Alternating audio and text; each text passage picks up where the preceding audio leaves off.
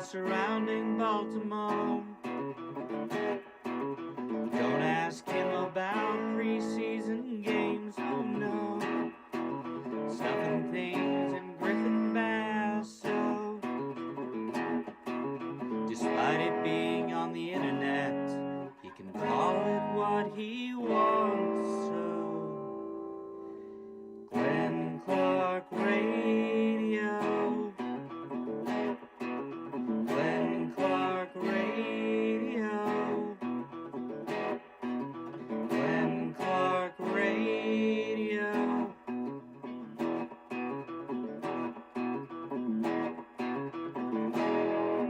Duke sucks.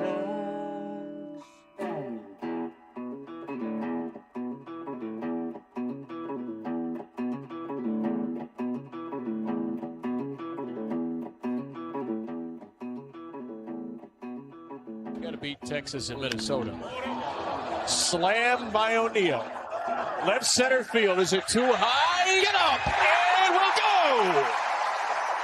Another pinch hit homer for Tyler O'Neal.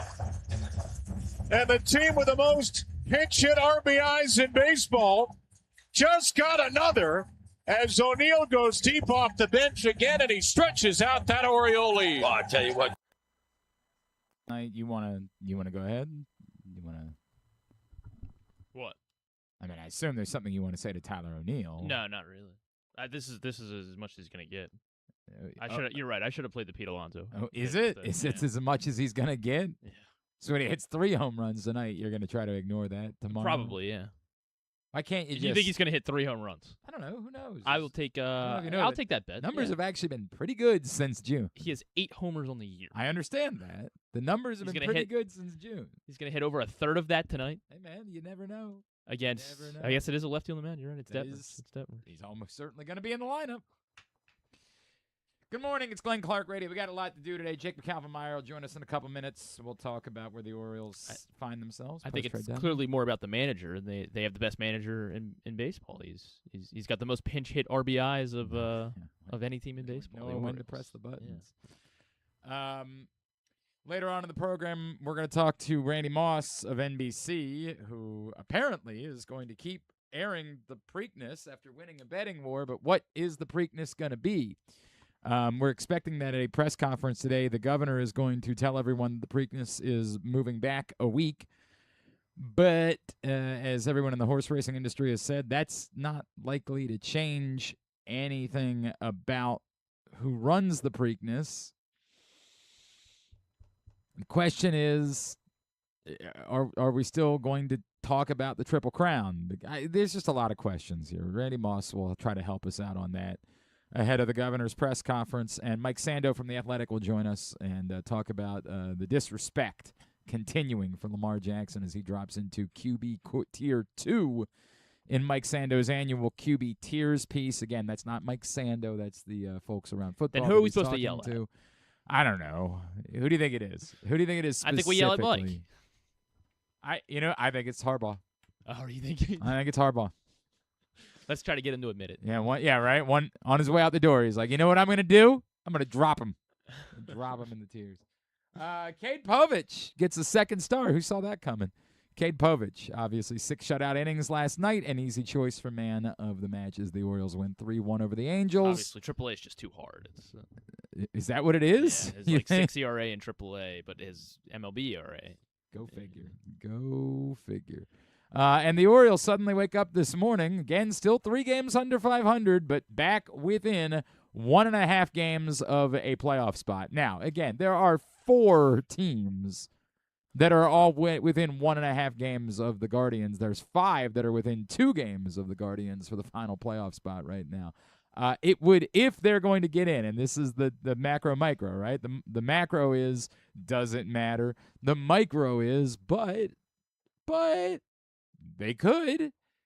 It would behoove them, of course, to try to go ahead and, sweep the Angels. Maybe not fail to get hits against Grayson Rodriguez, who had otherwise stunk. Now, I'm sure. Did get 2 hits. That's a great point. I'm sure we all saw that coming. 3 the triple, yeah. That's right. That's correct, that they didn't manage to play to run. Kobe Mayo, third base with one out, then can't get a run in. That's the way it goes. Look, the offensive struggles continue. I don't know what to say about that. The offense isn't very good. I never thought it's Christian Franklin. Is that Washington? What do we decide it is? Yeah. Thomas Jefferson, Christian Jefferson, Benjamin Franklin. I didn't think he was going to be the one to solve that. Call him the founding father. I didn't think that suddenly his arrival was going to fix the Orioles offense. I don't know what could possibly fix the Orioles offense, but it is kind of a what it is situation for the Orioles offensively. I do think that, and one of the things that we'll ask Jacob Calvin Meyer in a second, I'm a bit surprised that, like, they didn't go with Heston Kjerstad. I guess there is, like, you acquire a player, you're really trying to sell on the idea that, like, oh, we've got something here. I think Jacob Calvin Meyer is actually high on Christian Franklin, like, really thinks a lot of him. But, like, I'm a bit surprised that you don't try to take an extended look at Heston Kjerstad. And maybe they would say that's still coming. But I don't know. It's a little odd to me that wasn't more in the cards here. Now I get it. There's a lot of redundancy there. There is, but I don't know. I don't know. I just feel like that's someone that you're kind of stuck with. You can't sell them, so might want to know what's going on there. Today's show is brought to you by County Sports Zone. Everything you need to know about high school sports. We're just a couple of weeks away from the start of high school football season here in the state of Maryland. They've got you covered. CountySports.zone, proudly sponsored by your local Toyota dealer and buyatoyota.com. Jacob Calvin Meyer, of course, covers the Orioles for the Baltimore Sun, and he joins us once again here on GCR. JCM, how did Mike Elias do with roster maxing at the deadline? Yeah, that's the goal, right? That's what we're here for. We're here for roster maxing and future value. Actually, I just pulled up Fangraphs' farm system rankings.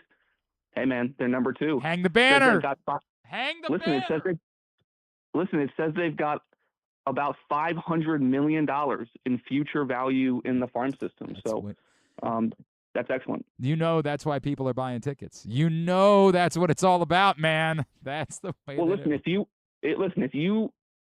when you see that, you just get the violent urge to go to the Tower Federal Credit Union Bird Bath Splash Zone. I'm gonna go out to the Corona. What the hell is it called? The flight deck? Yeah. Gotta be there. It's good that it's there so fans can drink their sorrows away over the final 2 months of the season. Jacob, I'm in a weird place, right? Because, like, when I try to have this conversation the last couple of days, what I've said is, look, I can justify it. The one that actually, like, perplexes me the most is the Wells one, but even that, I can do the Pythagorean thing. Like, I can understand that a starting pitching prospect with all of the control is more valuable than a relief. I just can't make sense of, but what is the point? Like, what are you trying to get to? Because as we joke, winning trades or, looking good on a projected value is valuable to no one. I mean, I guess maybe it gets you high fives when you go to the general manager meetings. I don't know. But I just can't figure out, what are you pointing towards? How is any of this getting you closer to competing to win a World Series? Yeah. Well, first I want to start and just give a props to you and your show, because I don't think anybody talked more about the possibility of an Adley Rutschman trade leading up to the deadline. That feels really good to be credited for Doomsday. Feels really good. Yeah. Way to be prepping. Yeah, but actually though, so props to you guys for that. And honestly, it sort of prepared the fan base for this. I think it would have been much worse if Jeez, man. in a different scenario, if it just completely came out of nowhere. Yeah. So I think the strange feeling is the thinking of, okay, they did this last year. They punted on 25, focused on 26. They mostly made all the right moves in the offseason, and it still didn't work. And now they're doing it again, despite having some semblance of a chance this year. And it feels like a combination of kicking the can down the road and the kind of the maxim about, or the saying about insanity is doing the same thing over and over again and expecting a different result. And so that's why I think that's why you and a lot of others, including myself, are feeling a little bit of like not completely understanding it. You mentioned the Wells trade. I agree. When I saw they traded Wells, I went, wow, we're really doing this thing. And then when I saw they got Ferret back, it was no longer as surprising. Mm-hmm. That is a prospect that they absolutely love. I think it killed them to trade him away. And my guess is when Eric Neander called about Tyler Wells, Mike Elias said it's Michael Ferret or nothing. Yeah. Obviously, they weren't going to get Caden Bodine, who's risen to be a top 100 guy, but I think they like Michael Ferret that much. I just think when you look at the state of the organization right now and what this looks like moving forward, I think when Mike Elias fired Brandon Hyde, he came out and said what you sort of have to say, which is, I'm looking in the mirror and we're changing all these things, or we're gonna change things. We're gonna there's no part of the organization that is sacred that we can't make changes to. And while it might feel that hasn't been the case because the product on the field is still quite ugly at times. They don't play good defense. They don't focus on defense from a front office perspective. Mike Elias essentially admitted as much last Friday. While all those things feel the same, I do think if you look under the hood with the way that they've operated in the offseason, in the draft, and at this deadline, that it does show some changes. The main one that you can look at now, and I know nobody wants to hear about prospects, and that it is important to note that they are just prospects at this point, despite their pedigree and virtually every top 100 pitching prospect that has arrived in Baltimore in the Elias era has disappointed. They have a combined 5 ERA. With that said, the rebuild farm system was built on position players, college hitters, and that is completely different now.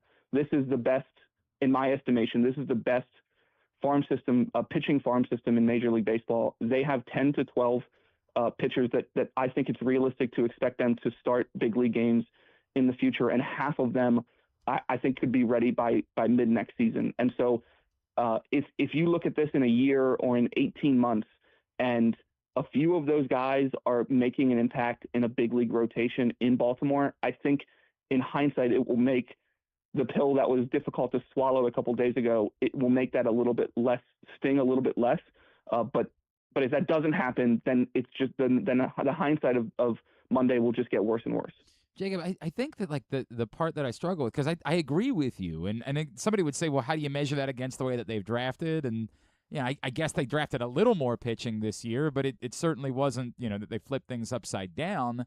I guess the issue that I have is, are you going to use that to try to go as ammunition to try to go fix your major league holes this offseason? The outfield is bleak. I mean, it is bleak how just there's nothing that's reliable and anything in the near future that you feel good about. Are you going to use that to fix the front end of the starting pitching? We don't know if Trevor Rogers is going to come back in free agency, and you really needed a one above that anyway. Are you going to do that, or are you going to wait? And I think that's the difficult part here, because maybe Ianson is in the picture next year, but certainly Witherspoon and I guess Ferret's in the picture, but I don't know that you're counting on him to be at the top of the rotation. How does the timeline work for all of this in order to make it work at the major league level? Yeah, I think two things can be true at the same time when it comes to Elias here, which is I think it's fair for fans to expect, and he is going to try to do those exact things that you mentioned, which is find a combination of spending in the offseason, which we do have proof of concept now with Pete Alonso, with using this prospect capital to go get a starting pitcher that he believes could be a frontline guy. We saw that with Shane Baz. And while Baz has not reached the heights that were sort of stood out for him. He has been, in my estimation, the team's best starting pitcher this season. And we're going to look up at the end of the season, and he's going to have a 3.5 to 4 win season and a mid-3 ERA. And everybody would have signed up for that last offseason. And that some of these prospects will get here probably next season. It wouldn't even shock me if Ferret is here in September. And all of those are good things. On the other hand, there is, at this point, with the way the past couple of years have gone, and the mistakes that have been made and the product on the field, there's no reason to expect, from the fan base's perspective, in my mind, that those things are going to work and that it will lead to winning with the big league product. And those are difficult things, I think, for the fan base to square. Listen, there's a portion of the fan base, and understandably so, and I'm not going to argue with these people, who wanted Mike Elias fired yesterday, 6 months ago, 12 months ago, 2 years ago, whatever. And those people are obviously never going to be convinced of some form of nuance. But I do think a majority of the fan base, the average fan, looks at this and goes, like, hey, this was somebody that, in terms of Elias, that built this organization. He did a good job in a lot of ways. He's still doing a good job in a lot of ways. However, it's not working for a myriad of reasons, and it's hard to have faith in those things when you go into next season because it just hasn't worked for 2 years. And despite the fact that I can look at the canvas here and I can see the puzzle pieces and how they can be put together, but doing that and none of the puzzle pieces, tearing their UCL or having oblique injuries, or your manager, maybe a young manager making a couple mistakes, or getting in a spat with your 21-year-old catcher, or whatever other things have gone wrong this season, it's hard not to expect those things to continue happening, even though you can look at the future and see the puzzle pieces and convince yourself, hey, there are puzzle pieces here, and I see how they could fit together. I know you're a Christian Franklin guy. I know that's the case. I'm not even like anti-Christian Franklin. I do think that like he has skills that are interesting and not as redundant as what you've had. I measure that against, do you have to take another major league look at Heston Kjerstad on an extended one because you really are at the point where he has just expired? There's no value. You can't trade him. You have to see every day if Heston Kjerstad can play in the bigs or not. Yeah. So there's, firstly, I think he can be Christian Franklin and Heston Kjerstad. Okay. And I never like in my job of sort of suggesting roster moves and what players should be optioned or DFA'd. But they need to get Heston Kjerstad up here. And in my view, it's not difficult. What move would be corresponding with that? It's a veteran switch hitting outfielder that has been had a nice start to the season, and But I don't think you can reasonably expect Leody Taveras to be a part of this team next season. And if your front office is punting on 2026, despite the fact that you still have a 20% chance or whatever it is, and you're a game and a half back, the front office has punted on this season. So in my view, they need to figure things out. And you're not wrong that the outfield is bleak, because they have, at least in the way that these players have performed recently, or what you could expect them to perform in the future, they have a bunch of 4th and 5th outfielders. Yep. And so they need to figure some things out, and they got 2 months to do so. So here's what I would do. I would play Dylan Beavers in left field every day. Mm-hmm. And I would figure out a couple things. One, is Dylan Beavers actually one of my 3 outfielders? Because I think that is within his range of outcomes. It looked like it last year. It's looked like it at times this year. They believe that clearly because they're leading him off. But he has yet to prove that he can defensively play left field at Camden Yards. I think he's a solid right fielder, but he hasn't had a lot of reps in left field at Camden Yards. And I'd like to figure out if that's within his range of outcomes, or if they just need to slot him in right field in the future. So that's one.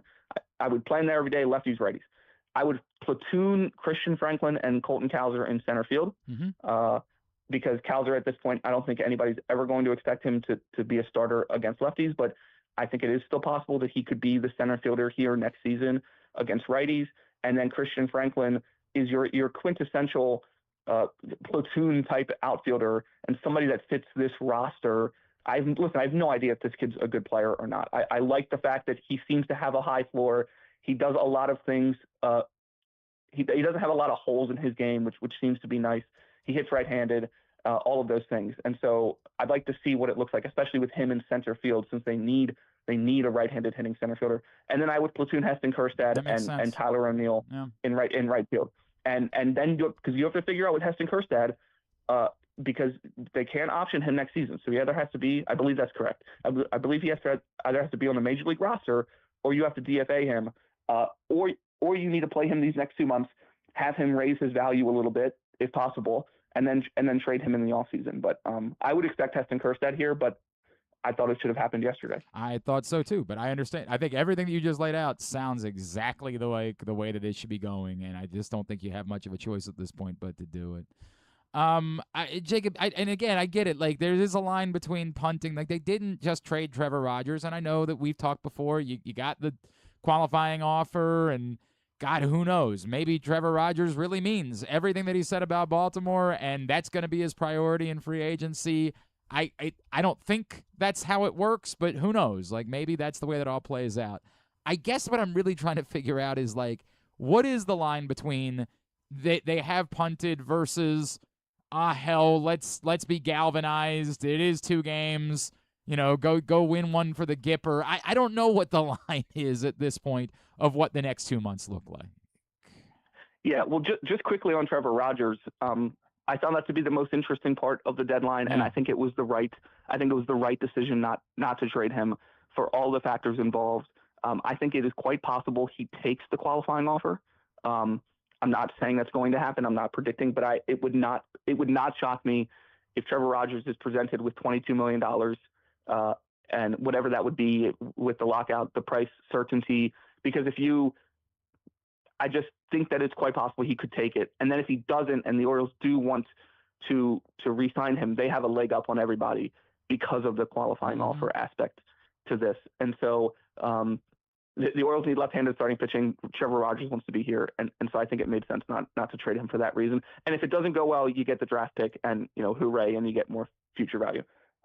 With what this looks like the next 2 months, I'm torn because I think if you're the organization, if you're the front office, you're probably happy that yesterday none of your players in the clubhouse, stepped a toe out of line about what happened on Monday. Pete Alonso was as professional as any baseball player could be. Colton Cowser, who in my estimation is probably the team's best spokesperson when he wants to be, didn't shy away from talking about it and was honest and emotional, and that was appreciated. And so if you're the front office, you're probably happy about that because that means either your message got through or you have a culture, for better or worse, where players don't truly speak their minds, I guess. On the other hand, I think it might have actually been helpful if there was some anger expressed, because that might lead to to what you were sort of speaking of, like a Charlie Sheen major league situation. Yep. Just go win the whole effing thing. Yeah. Yeah, I'm not saying there's going to be a cardboard cutout of in the clubhouse or anything. Probably not. And truly, I don't think, to be clear, not while I'm joking here, while I think some players are probably miffed about the way that it went down, I don't think that's unfair to say. I think most of them do recognize it is because of the way that they played, and less about what Mike Elias did, even if they might have some quibbles about the way that it all went down. But I think the easiest way to imagine kind of a magical run happening is if there is sort of some of that FU mentality, and I'm not sure if that's in there. Now, at the same time, like, gosh, the American League's so bad, and like they're 1.5 back, and to make the playoffs, they have to go 29-20 the rest of the way, which imagining this team doing that seems unlikely, but that's probably what their record has been over their past 49 games, or about there. And so it's not that hard to imagine the odds being 15%. I think the funny thing is, their odds were 18% going into the deadline, and they dropped 6 percentage points just by the deadline alone, which is massive, by the way. That's like the equivalent of 2 losses. It's unreal. Of what they traded away. And then, of course, the managers asked, about that aspect of it, that there wasn't buying to go along with the selling. And he obviously rejected that notion and talked of got Christian Franklin, Carlos baby. Narvaez, Yeah, right. Carlos Narvaez, who he said the Red Sox is a big loss for the Red Sox. Yeah, I'm not sure Craig Breslow feels the same way about that, getting Adley Rutschman. But listen, at the same time, like, I like these players. Like, it is worth noting. I think Carlos Narvaez fits, and that's what I mean about puzzle pieces. Like, they're inarguably worse. Like, you replace 3 of your 5 best players by wins above replacement with a combination of guys who were worth negative 0.8 WAR so far this season, including one who spent all year in AAA. At the same time, like, Carlos Narvaez and Samuel Basayo makes a more logical catching duo, a simpler catching duo than what Adley and Basayo did, because of how difficult it can be to have to play 2 catchers every day. And Christian Franklin frees up left field a little bit and gives you a more natural right-handed hitting outfielder that you can platoon. And so I do see how some of the puzzle pieces are fitting here, but that doesn't mean this isn't a Moneyball situation where you trade away, whatever the fiction that was in the movie, that you trade away, Carlos Pena or whatever it was. Correct. Yeah. You just walk in and say, hey, you're in Cleveland now. Exactly right. You wanted to play him? You're not going to play him at first base? No, he's gone. Yeah, exactly right. Jacob Calvin Meyer, at J. Calvin Meyer. That's how you follow him. The Baltimore Sun, BaltimoreSun.com. Always appreciate you, sir. Hey, the good news is we don't have to talk about trading Adley Rutschman anymore. Like, we don't have to have that conversation any longer. Yeah, but you know what the problem with that is? Yeah, Glenn? next year we're going to be doing this with Gunnar Henderson. That's what the problem is. It's going to be Gunnar Henderson next year. It's going to be Jordan Westford the year after that. It's going to be Jackson Holiday the year after that. Just wait. In 2032, we're going to be talking about trading Nate George at the trade deadline. And I don't know. They've signed some of these guys now, and they've gotten caught up. That might change. That might change. Appreciate you, brother. Let's talk soon. All right. Yep. Thanks, man. Thanks, buddy. Jacob Calvin Meyer with us here on GCR. I've heard all that. I get it. With the guys that aren't signed, I think that's true. I think we are going to be having this conversation next year about Gunnar Henderson. I think that's the reality. If you don't sign these guys immediately, then I think by a year and a half out, you have to have those conversations. Now, hopefully, the Orioles go load up and they're in a better place to try to win a World Series with Gunnar Henderson next year. And that would make this more moot. As I said before, I think if the Orioles were leading the AL East, they would say, we're going to ride it out with Adley Rutschman and not worry about maximizing value. But if they're in this spot, I do think that's the reality. I think he's right about that. All right, we continue along here on a Wednesday edition of GCR. The story, because of the trade deadline, that we haven't been able to spend quite as much time on this week has been the story of the new Thoroughbred Championship Series, which is coming to horse racing, but not coming to Pimlico. What does that mean? We're expected to hear from the governor today.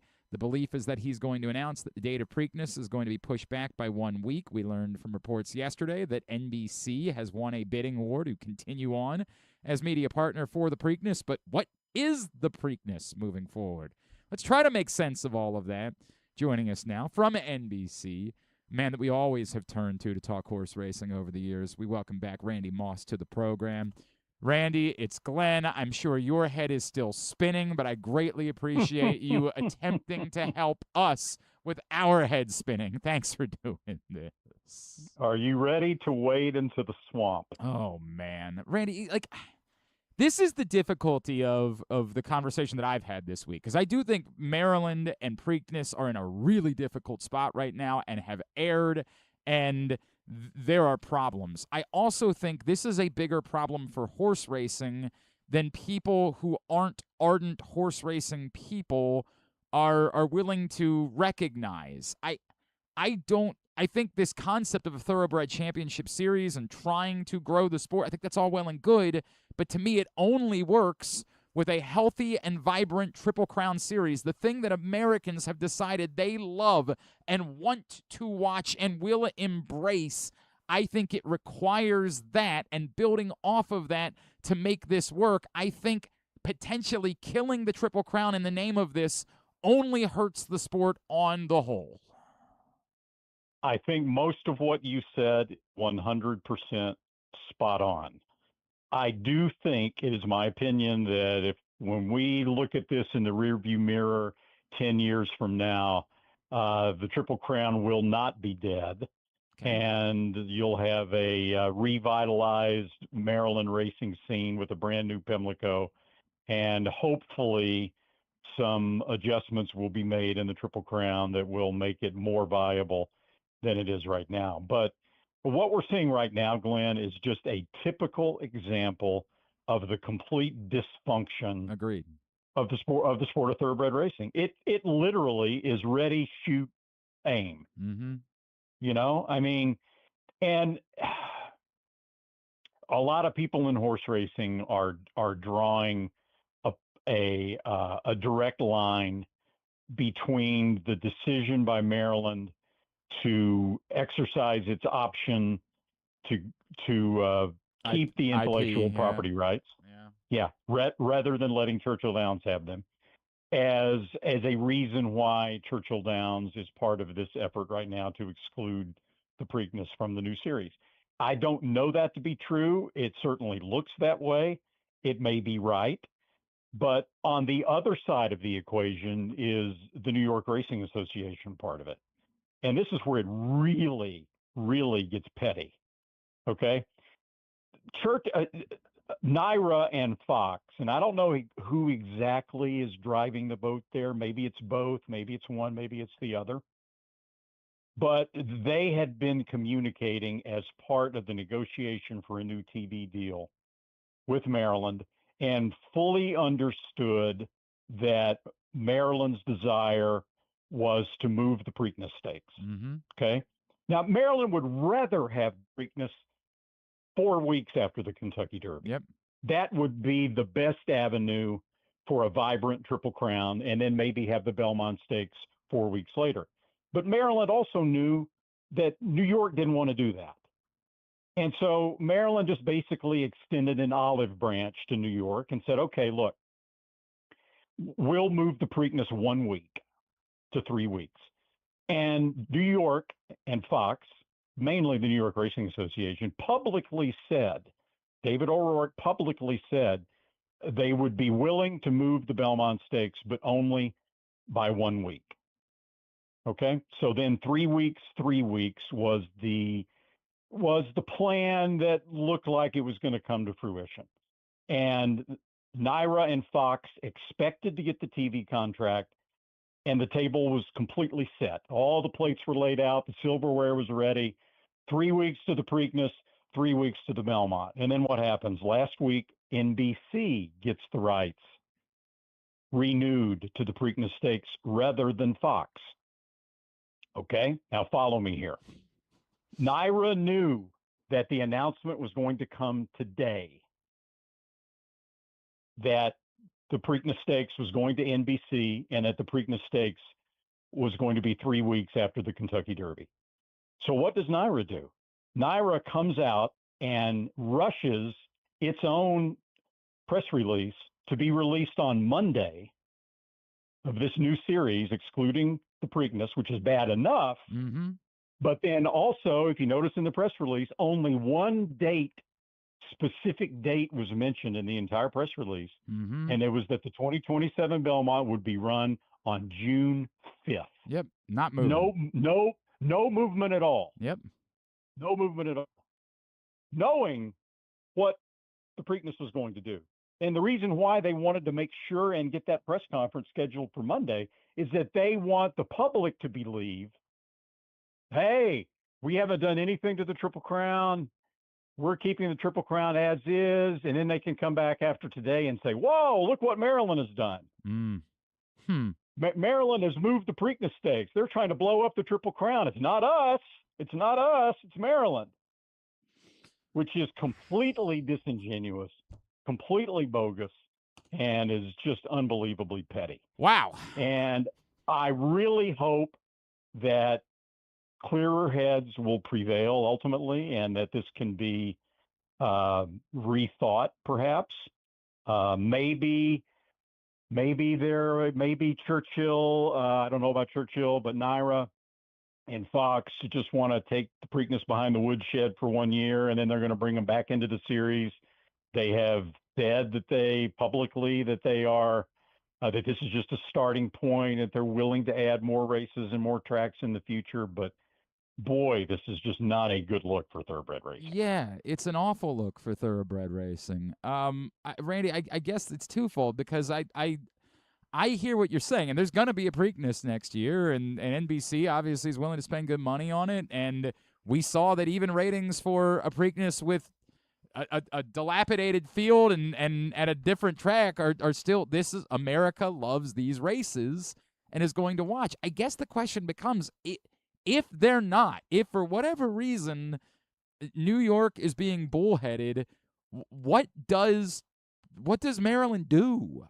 Do they just hope for the best and hope that they get Derby runners, and or do they have to, maybe they got to do something dramatic? They've got to out Naira and say, all right, well then, we'll I tell you what, we'll move the Preakness and we'll be the third leg of the Triple Crown now. Like what?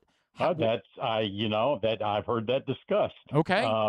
But I'll tell you this: Maryland has made quite an investment in thoroughbred racing. It's got to work. Has made quite an investment in Pimlico. It's made quite an investment in the Preakness Stakes, in a revitalized Laurel as a training center. They spent a lot, $85 million for the intellectual property rights, right? A lot of investment. Maryland's not just going to take this laying down, I promise you. They can play cards as well. You know, they can say, okay, we'll give let's say a $2 million bonus to when the Kentucky Derby winner comes back and runs in the Preakness. And maybe they can't specifically say Kentucky Derby because of intellectual property rights. Yes, correct. Yeah. Any horse that wins a Grade 1 stakes at 1.25 miles on the first date, Saturday in May, sure. We'll get a $2 million bonus. You know, and maybe if X number, if any second, third, fourth, fifth place finisher in the Derby comes back and runs in the Preakness, he gets a $500,000 purse increase for that horse. Whatever. They have cards to play, and moving the Preakness might be another card. But Maryland's not just going to take this laying down. Like I said yesterday, the first thing I do is I just try to go back to Churchill and say, you know what? I tell you what, we're going to change the calendar completely. We're going to be the first leg of the Triple Crown now. Like we're gonna completely, if that's what it is, if this is just being vindictive about the fact that we bought the IP rights. Like we got, and I'm not trying to, would that work? I understand there's a qualifying system. I understand that everything, but you have to get people back to the table somehow. I think what you said here. Go ahead. Randy, I think what you said is the truth. Once upon a time, European soccer announced a Super League. It never came to fruition, right? Like somehow cooler heads prevailed. Now that involved a fan revolt that I don't think is going to happen here. But I somehow this has got to be okay, we announced something and it got a lot of attention, but now the adults all have to go into the room. We have to figure this out instead of just taking a blowtorch to a sport that a lot of people care about. Yeah, and this league can be fine. It can be okay. All the leagues have been tried in the past in horse racing and didn't work very well. Anything that creates more public interest in the sport is great, but the Preakness needs to be included. You can't do that to the exclusion of the Triple Crown, which is by far and away the most valuable commodity, by far in the sport of horse racing. And then you've got the Breeders' Cup after that. I'll tell you what I would do. If I were Pimlico, if I were Maryland Jockey Club, state of Maryland right now, and Churchill and especially Naira are completely intransigent about this, and Naira is completely intransigent, and Fox about the date of the Belmont Stakes, okay? I would say, all right, fine. You keep the Belmont at June the 5th. We're going to run the Preakness Stakes a week before that. Boy.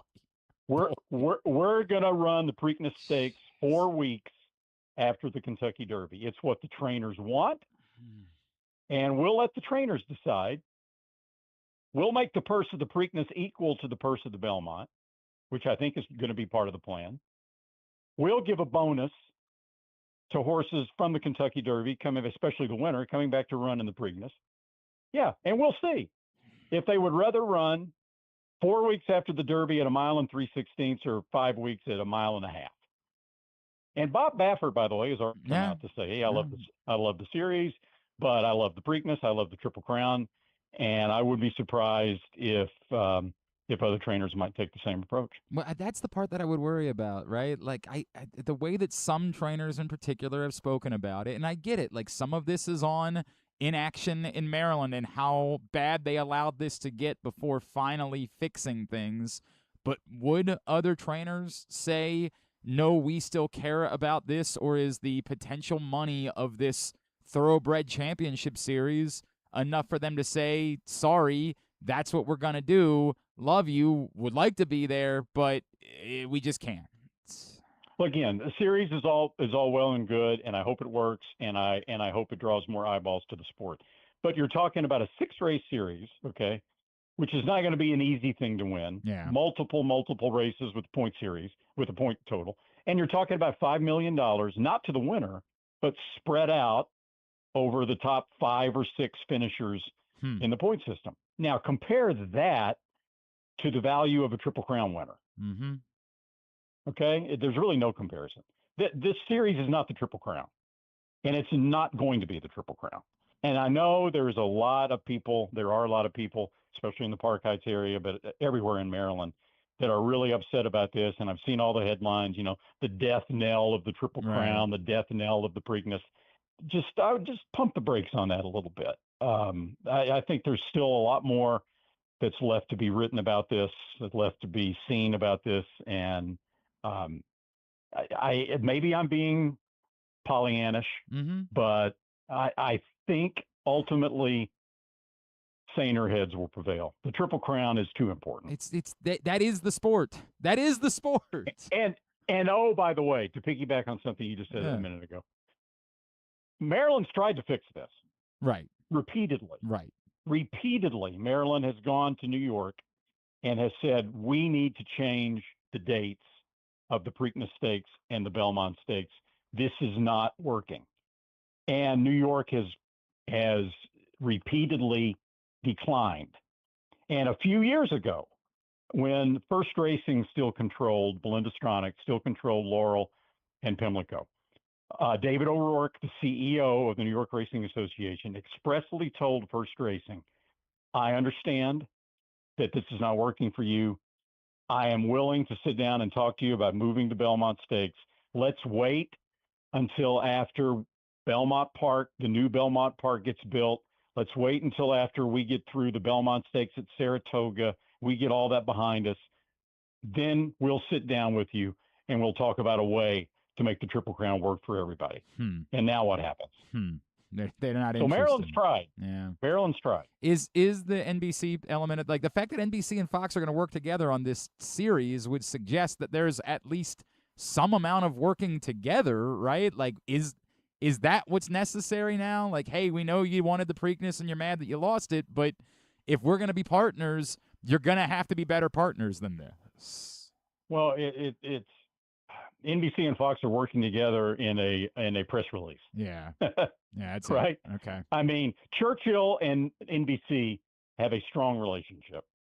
Bill Karstanjian and the people at NBC Sports, it's a very strong relationship between the two. So Churchill wants NBC to televise the races that are part of this series.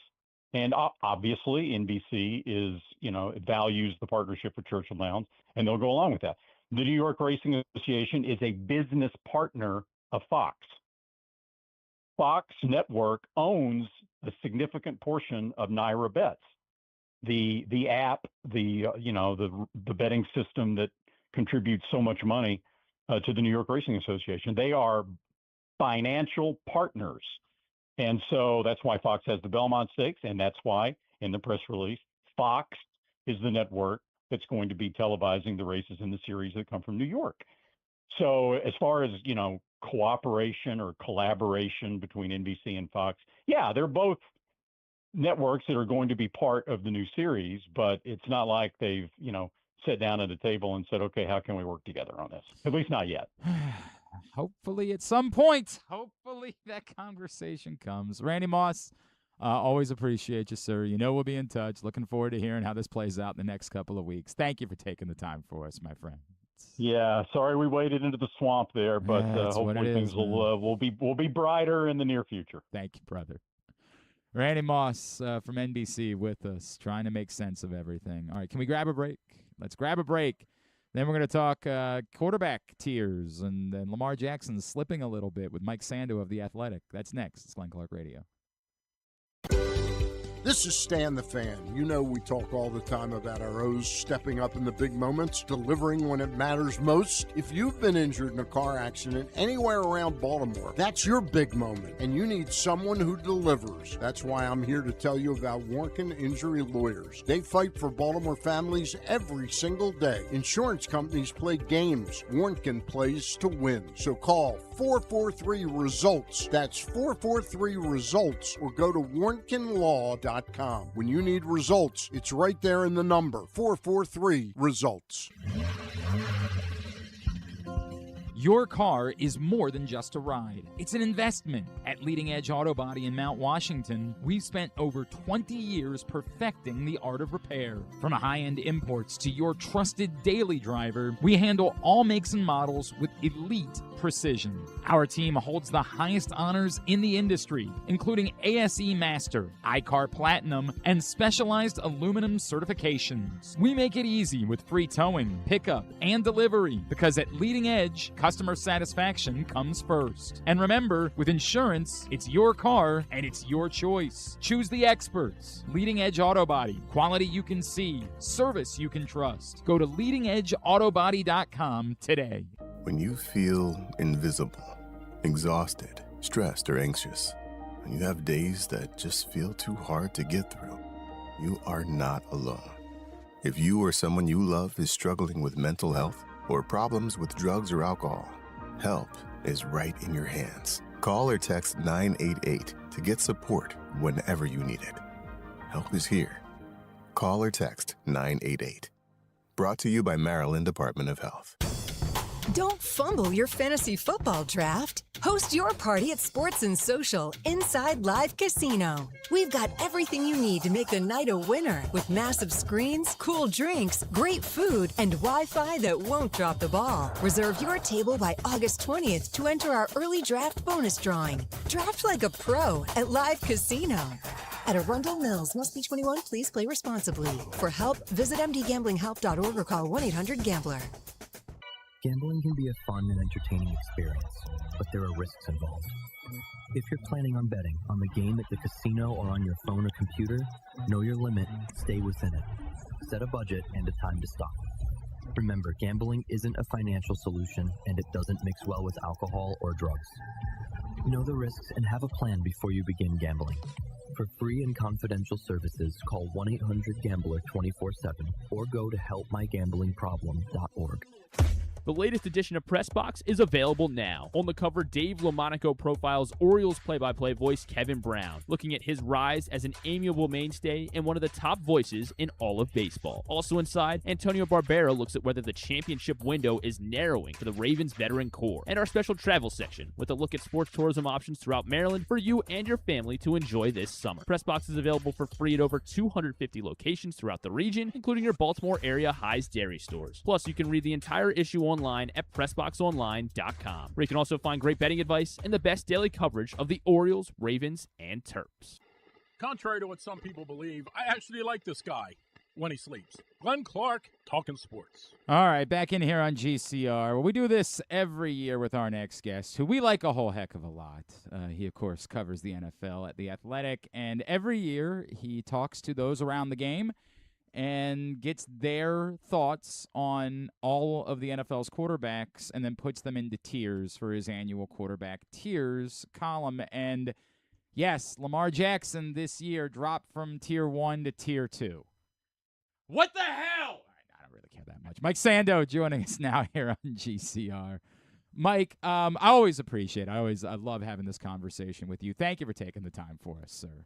Absolutely. I love it too, although it feels like we have the same conversation every year on Lamar. So we'll see if we can put a different spin on it this time. Mike, the difficulty is, like, in a way, even doing this with you, I'm doing this with you because of you, right? Like, my thought all summer has been, I'm just sick of it. Like, you can't get me to try to talk about Lamar Jackson being rated in the 60s in the NFL. I don't care. I care about one thing: is Lamar Jackson going to win a Super Bowl or not? He's a Hall of Fame quarterback.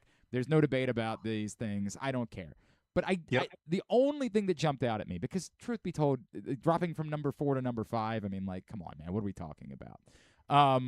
The only thing that was interesting to me is you still hear some of the things about Lamar Jackson, like the coach that told you if he's not running, he's just not special. And, like, that part of it is the stuff that, like, feels like what we heard at the beginning of his career, that we just have a mountain of evidence that proves is not the case. That Lamar Jackson, I think he should run more. I think he's way better when he runs, but we know he can pick you apart as a passer of the football. Like, he does it constantly.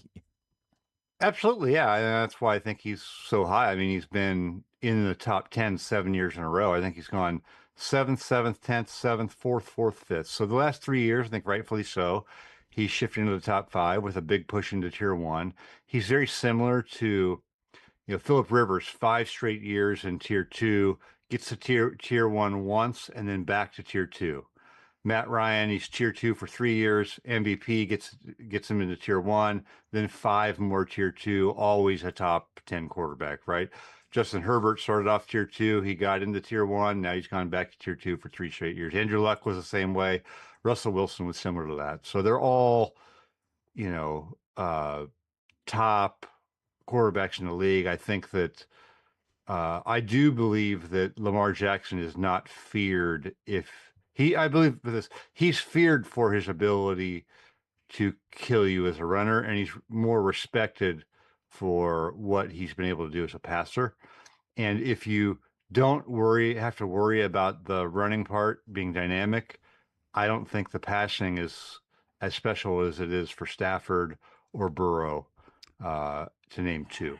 So, and I think Josh Allen will not be in Tier 1 if he stops being the dual threat. I think Lamar Jackson, when he runs, is Superman. I think when he did what he did a year ago, and for whatever reason, health-wise, just not wanting to run as much, I don't know. When he decides to do that, he's unbelievably good.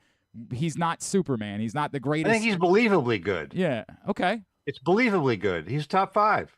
The Burrow thing, I think, is the thing that rankles people. Because if there's a fair knock on Lamar from a year ago, it's that he was hurt, right? And that seemed to impact him. Joe Burrow is always hurt. Joe Burrow doesn't play full seasons ever. How does that, like, mystique still exist with Joe Burrow? I think Joe Burrow played a full season in 2024 and then missed 5 games last year, right? Yeah. So, Burrow here's what Burrow benefits from: super elite as a passer, which is the most respected thing in football. It just is. Super elite as a passer. He has been to a Super Bowl. So he's crossed that off his list with a really, you wouldn't say a great organization, right? I think one thing we see with these quarterbacks is if Matthew Stafford stays in Detroit, does he fully blossom in every way to be a Tier 1 quarterback? I mean, maybe not. Now, Campbell came in and changed it. But to do what Burrow's been able to do at that place, which is totally different than these model franchises, which Baltimore's one of them, I think helps him in this thing. I do think the point you're making, though, is totally fair. Like, I could see, like, if Burrow was at the top of Tier 2 because people have concerns about his injuries, and they really haven't been able to do much lately as a team, that's what I'd be saying to explain that on a Cincinnati radio show. It feels like there's almost like a pass that's given to Burrow for the injuries because we know how bad the offensive line is, right? Like, the Cincinnati's offensive line is dreadful. Yeah. I think it helps Herbert too to be in a place like the Chargers, where you can obviously see his talent. The Chargers have had Phillip Rivers and Herbert for 20 years, and they haven't won a division title since the 2000s. Isn't that nuts? Division title since the 2000s. So I think, one of the hard things about football is sort of the assignment of credit, right? Mike, I think it's a harder game to do that in. No doubt, and I think that's part of the Burrow conversation too. Is that yes, the organization's a disaster, but at the same time, he's also got Jamar Chase and T. Higgins to throw the football to, which is a luxury that no one else in the league has, to have a duo like that. No doubt, and I think in some ways it holds them back because they could stand to be a little bit more of a balanced team, and we're going to see this year too. And Joe Burrow will probably have great numbers again. I'm still not convinced how far they're going to go. No, I have the same. Yeah, I'm not convinced how far the Ravens are going to go in any year either. That's two of us. I mean, that's the reality until they prove it. But I do think Lamar last year, I think Lamar proved for the first time, not this season 25 and 24, he proved that he could carry the team when the defense wasn't good. And so that's why he went overwhelmingly into tier one. I think it would be fair for him to stay there probably a year, get a little bit of a benefit of the doubt. Instead, 22 votes in tier one and 28 in tier two puts him right across that borderline. Yeah, Mike Sando is with us here on GCR. We've linked up QB tiers on our Twitter account at Glenn Clark Radio for you to check it out. Mike, one of the things it's interesting beyond, I really don't have any more. I just don't have it. I don't have it. It what it is. I don't. But I think it is interesting that it still feels like there's a reluctance to move up the new guard of quarterbacks versus the old guard of quarterbacks. That even after a year where and I know that he's not unanimous anymore, and there was a change, but even after a year where Patrick Mahomes got hurt and had looked human, very human leading up to that, he's still number one. There's still that reverence towards Patrick Mahomes, and I think that's deserved. And this next group of guys, the Caleb Williams, the Bo Nix, there's still sort of they look good, but we're just not ready to go there yet. Well, Caleb moved up a ton from 23rd to 11. I think there was big questions about him just because he took so many sacks last year. His attitude, I think, and just the way that he's approached things, let's face it, raised some questions about him. Just not all the coaches probably like that.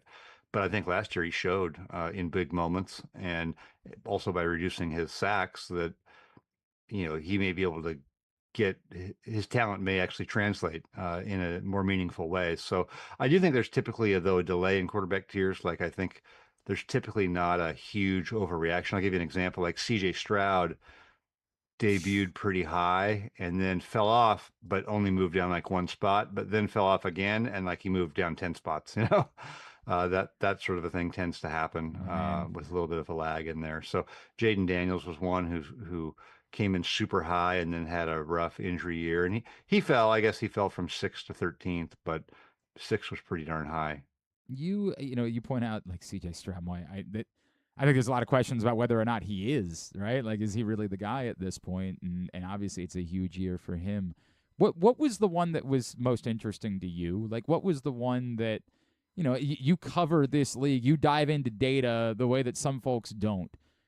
Obviously, this isn't your list. This is their list. Yeah. What was most interesting or maybe most different than what you expected going into this? I mean, a little bit of is Dak Prescott moving up 5 spots. I mean, he's been playing forever. It's not like they had a big breakthrough in the playoffs. He had a really good year with good talent around him, but he got just about as many tier 1 votes this year as he's gotten in the history of him being in this, which is like his whole career.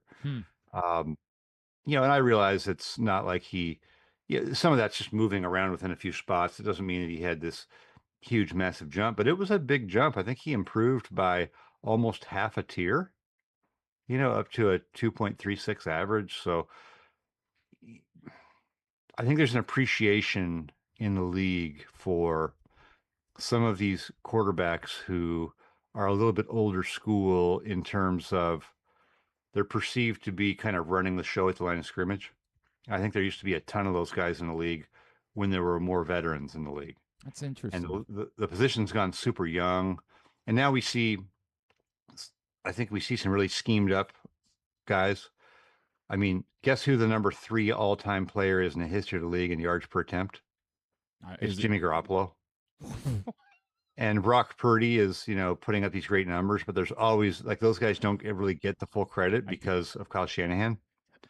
So I think people look at a Dak Prescott and be like, hey, Jerry Jones, imperfect there. They haven't been able to get over the top for almost 30 years. So it's probably not just Dak.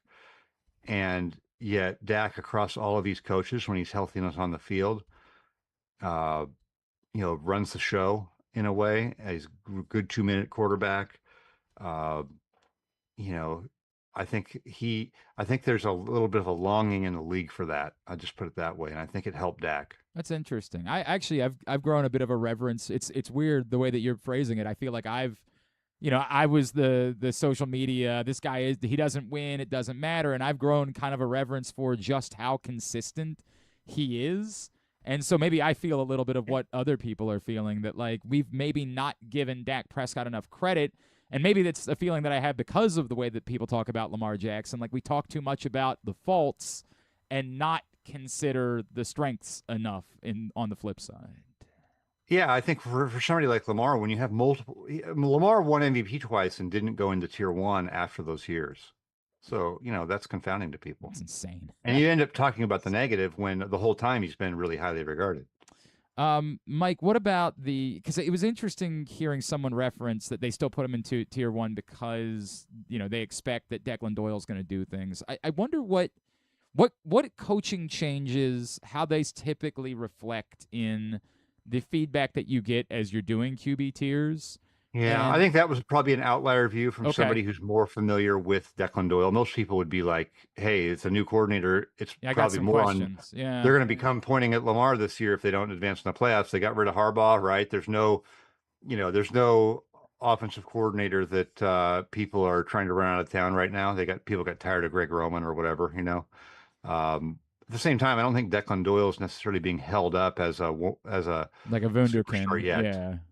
Yet. So if it goes sideways this year, I think Declan Doyle will bear some of that. But, I think the people that do know him are impressed by him. I was actually also wondering on the flip side, which is like Jackson Dart, for example, who we all saw good things. I thought John Harbaugh was going to New York the moment, unless the Packers job became available, because they had pieces in place. And I think we all saw it. But I thought, I was a little surprised by how high he was on this list, and I wondered if some of that is we think there are adults in the room now, and we think that good things are coming.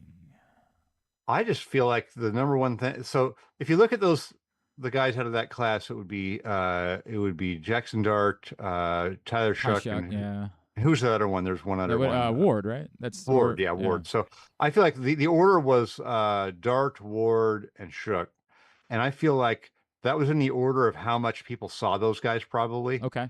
Dart playing more in a big market and was notable for how he played. Ward in Tennessee, no one's really paying attention to, but he played the whole year.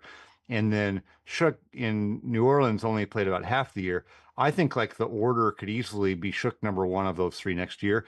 I feel the inconsistency. To me, the inconsistency of Dart is not sustainable to have the Gus Frerotte enthusiasm where you're going to go bang your head in the wall after the touchdown. Yes, it's insane. Like he's not going to make it. Yeah. See, like at the some thing point about Lamar, people worried about Lamar. Lamar knows how to play football. He knows how to run. And even when he sometimes cuts back and welcomes a hit and you go, what's he doing? Like he just has a feel for it. That Jackson Dart to me looks like Smash Up Derby.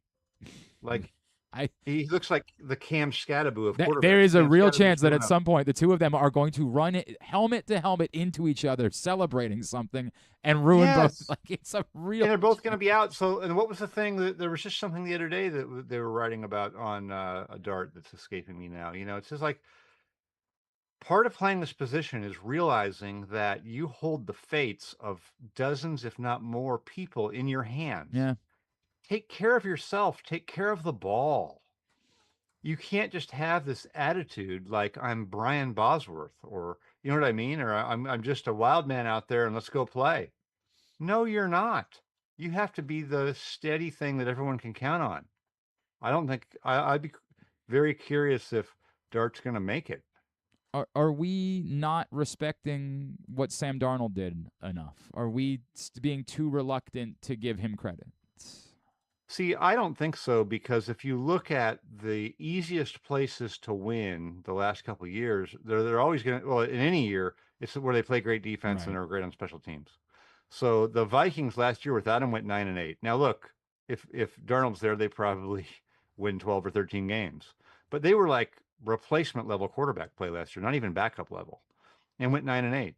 And I think a lot of teams, if you look at how Seattle played, they were counting on Darnold occasionally to really spin it, and he did that a few times. But for the most part, they're going to run the ball, play defense, and ask him to hit some play actions and make a couple big boy throws. But they're not asking him to do what Joe Burrow does. Yeah. And so I think that's fine for him to, like, I think it would have been disrespectful to put him in tier 3. Okay. But I'm fine with tier 2 for him. Okay. I can listen to that. I can listen to that entirely. And I worry that I'm too disrespectful of it, but it was interesting to me that was sort of the feeling that everybody else had as well.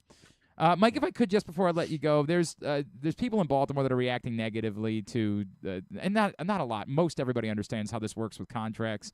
But Zay Flowers gets a boatload of money. He gets over $100 million in guaranteed money yesterday, which for a non-quarterback is still a wild number for a lot of people.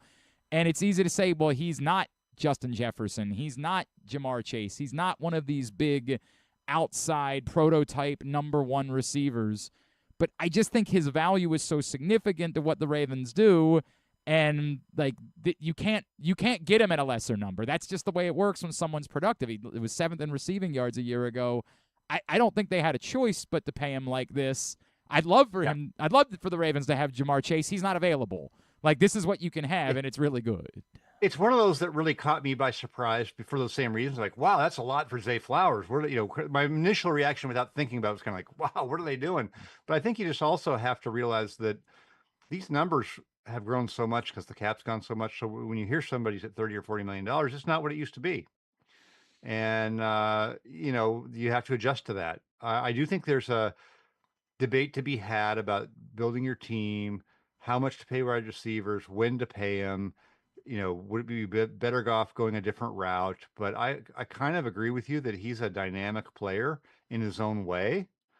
And if you're going to build around him and use him and feel like he's super important to what you're doing, that's probably the price you're going to pay. It's real easy to say, don't do it and just go draft and find the next guy. But when you don't pay your best players, I think there's a cost for that too. Well, and also the Ravens don't exactly have a great history in drafting wide receivers either. Obviously, Zay Flowers has worked out, but short of that, it's pretty bleak. Somebody put up a thing, and this is cherry picking a little bit. I saw something like, him and Justin Jefferson last 20 games, and it was pretty similar numbers. Now, look, there's variables in there. They don't have a quarterback in Minnesota, right? I would just assume, I think we would probably take Justin Jefferson. Yes. Between the two, but the production is the production too, and it's probably one of those that is a better signing than it looks like initially. At Sando NFL is how you follow him. And, of course, go to The Athletic right now to check out QB tiers. Mike Sando, I wish I had more venom. I wish I could do that. I appreciate you having me on, and, I think it just sort of is what it is. Yep. And I think you're right to be a little weary. I'm a little weary of it too, just dwelling down. That's why we talk about the other quarterbacks too. I think it's interesting. Mike, always appreciate you, man. We'll be in touch as the season goes on. Thanks so much for taking the time for us. Thank you. Mike Sando of The Athletic with us here on GCR. Look, again, the only thing that really jumped out at me was that, and the way that Mike said it, I think is fair, because to an extent, I agree with an element of what this person is saying, and I'll just read it verbatim. Quote, I'm not sure how much he wants to run and take hits anymore, unquote, an opposing quote, a coach said. Quote, he can't be special without the threat of a run. I think he needs to be more active when he does run. It used to be he would go and outrun you. Now he kind of goes, but he is not always moving with purpose, unquote. A lot of that, I agree with. A lot of that. I'm running because I have to, not because I think it's something I should be doing. I'm running and I'm going to go get, let a little bit of what's there, but I'm not really trying to make a home run play with my feet. I'm doing this because I just had no choice. I stayed in the pocket for as long as I could. Now I gotta. That's what it's felt like. I said 1,000,000 times, I think Lamar Jackson is one of one, and unlike anyone, Mahomes included, when he is at, now that doesn't mean he's better than Mahomes, it's just that he's better at this. When he is running, committed to running, he's unlike anything we've ever seen in the history of the game. Is completely and totally, wildly undefensible. When he chooses not to run, or not to run enough that it panics opposing coaches, I don't think he's one of one. But the way that this opposing coach said it, he can't be special without the threat of a run, that's bullshit. With respect, it's bullshit. We know that. Lamar Jackson is a special passer of the football. He is a special creator of plays. Lamar Jackson creates plays that other quarterbacks cannot. And if you want to say, well, Pat Mahomes creates plays or Josh Allen creates plays, you're right. Because those guys are special. Lamar Jackson is special even when he's not the most dynamic running version of himself. It's nuanced. Because I agree with the second half of this. Lamar Jackson, I'm going to say it 1,000,000 times, and no matter how many dimwits attempt to tell me you want him to get killed out there, no, I don't. I want Lamar Jackson to be Lamar Jackson who doesn't get killed out there. Now, if the reality is that this deep in the league, that stuff has caught up to him and he can't run like that, then that's what it is. And there is maybe a question about that. It just seems like he's still awfully young for me to buy that. But if it's a choice, because enough mouth breathers on the internet have said you're going to get killed, which is flatly untrue, could not be more untrue, is backed up by nothing, then it's been incredibly disappointing. Now, a year ago, I'm willing to believe that injuries played a significant role in why it is that we saw Lamar run so little. The year before that, he should have been the MVP of the league. According to some, he was. Which version do you get this year? You hope it's the healthy version that is reminding everyone he's still Lamar Jackson and he can still do things that other human beings can't do. But if it's a healthy version of what he did a year ago, he's still special. Special for sure. Maybe not one of one. Maybe not unlike any force we've ever seen in football, but still plenty special. I don't really care that, you want me to nitpick? Lamar Jackson should be ahead of Joe Burrow. He should.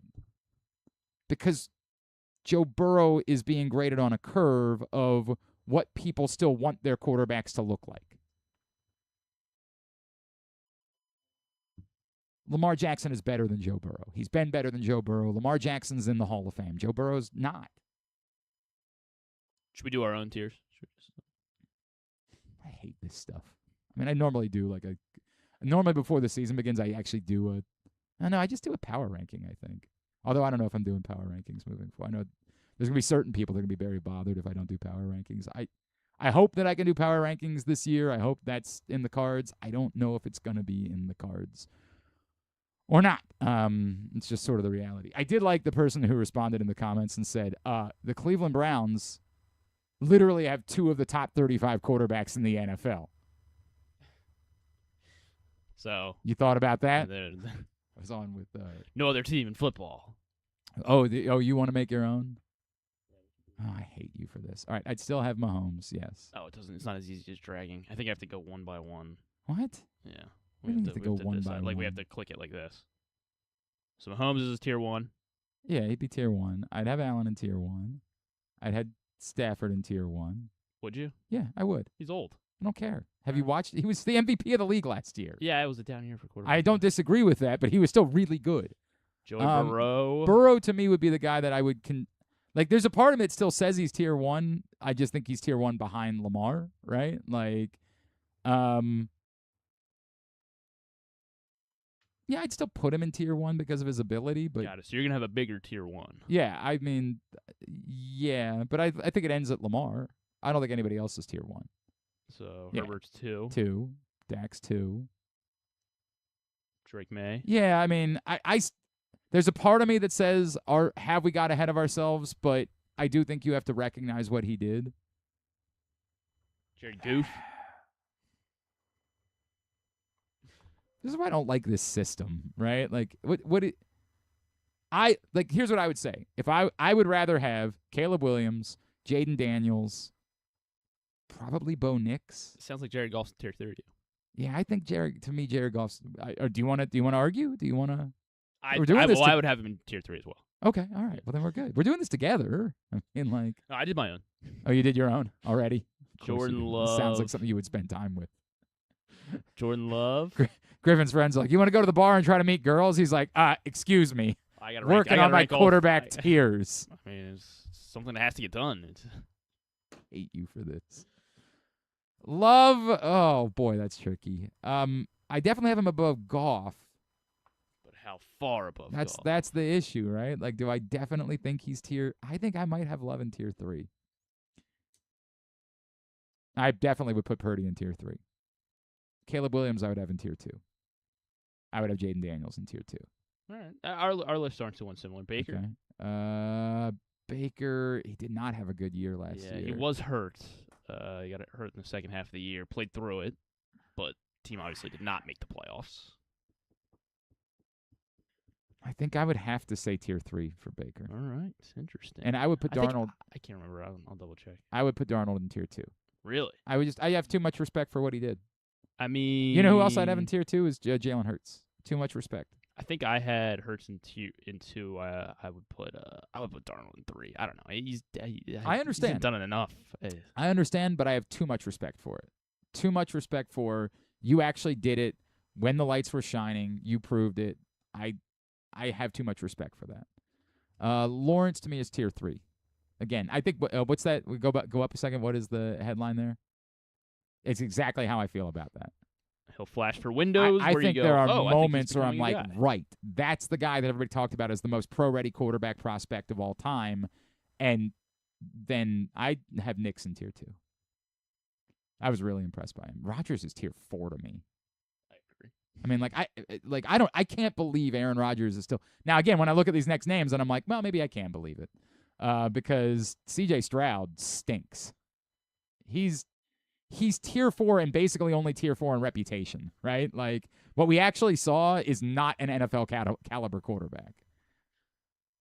Jones is tough because when he played, he was really good. Which way? Who? Daniel Jones. Oh, Jones. Yeah, that's true. Yeah, but it was. I don't know. I might be willing to put him in tier 3 just because when he played so well. Bryce Young, BY. That's tough, right?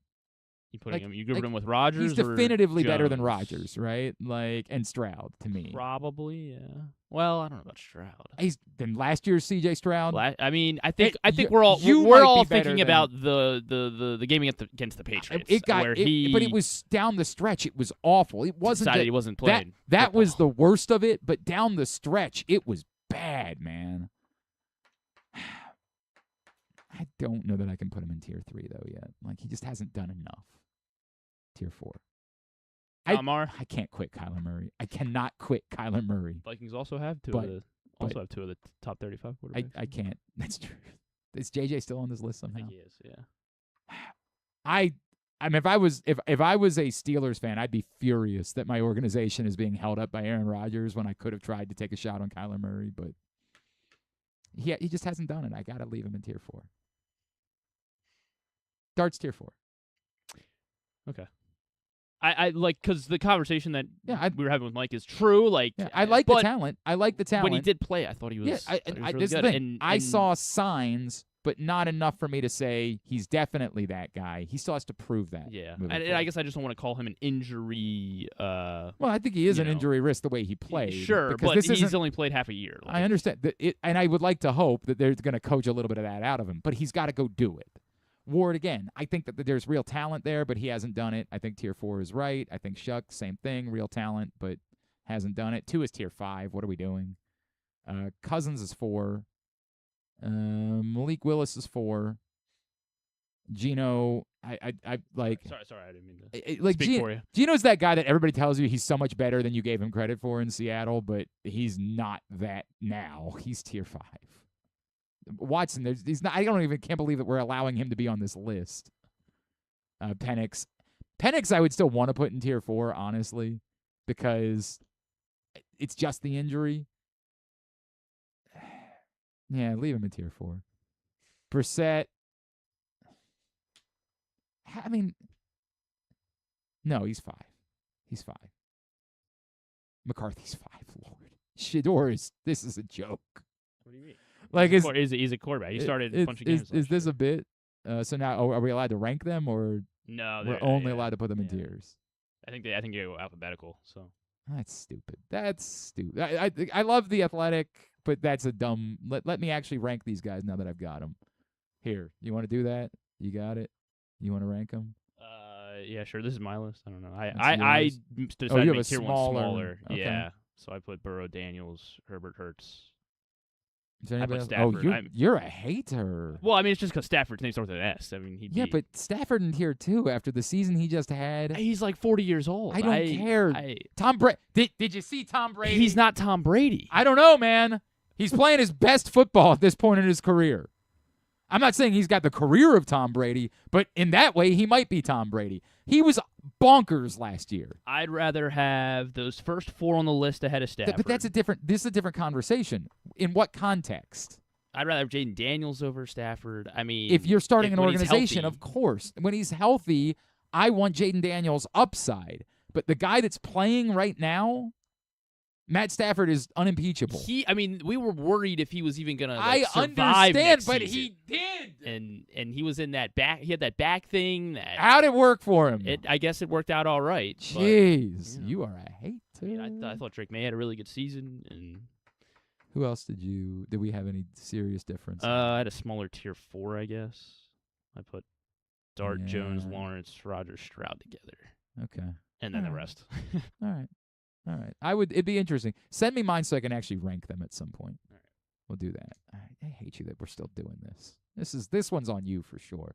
I did not need to waste any time doing this. It took like 5 minutes. You're gonna now you have to post it as content though. You did that to yourself. Here's Glenn's list for you did this to yourself. I didn't do this. You chose to do this. Thanks for creating yourself some more work. Appreciate that. We'll come back in. We'll get a tidbit. We will get tubular, and we will wind things down. If you missed Stan and Ross Grimsley breaking down the trade deadline, you can find it right now, facebook.com/PressBoxSports. Click on the videos tab. Go to youtube.com/PressBoxOnline or PressBoxOnline.com/video. As always, Stan's shows brought to you by the Costas Inn, with 2 great locations in Dundalk and Timonium, as well as by Warnken Law. Don't fumble your fantasy football draft. Host your party at Sports & Social Inside Live Casino. We've got everything you need to make the night a winner with massive screens, cool drinks, great food, and Wi-Fi that won't drop the ball. Reserve your table by August 20th to enter our early draft bonus drawing. Draft like a pro at Live Casino. At Arundel Mills, must be 21. Please play responsibly. For help, visit mdgamblinghelp.org or call 1-800-GAMBLER.